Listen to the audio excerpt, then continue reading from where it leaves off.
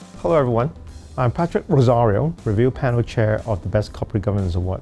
In addition to board structure and functioning, we put significant weight on risk management and internal control.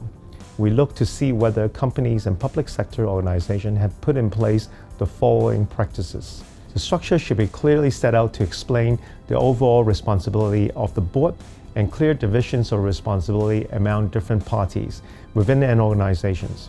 In general, at the first level, which is a top level, the board should be responsible for determining the company's risk appetites and overseeing the systems and its effectiveness.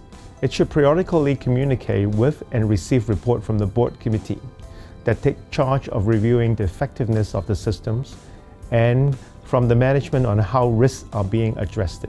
At the second level, a dedicated risk committee or other suitable committee should be designated to take the lead to regularly review the systems and its effectiveness with the senior management.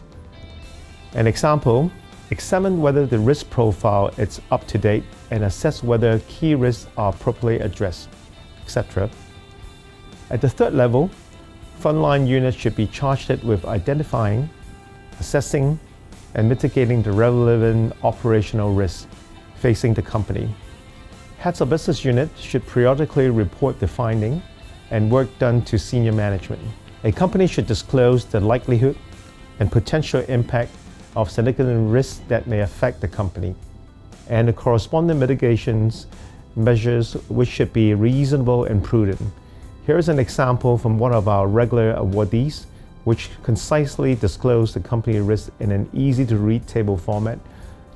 The periodic review of the systems, which should be done as a minimum on an annual basis, should summarize how the functions operate during a year, illustrate the issues identified during the reporting year, and cover the measures taken to rectify the relevant issues. For example, if the review found out that no business continuity plan was in place to deal with unforeseen circumstances, like COVID-19, the company should review the need to introduce such a plan, including the underlying procedure to handle unexpected incidents. If no major issues was identified during the review, the company could indicate whether any general measures were taken to enhance the systems. We hope that this series of video will give you some insights into some of the areas that the award reviewers consider regarding the board and risk management and internal control system, and will help your company to make meaningful disclosure in its annual report.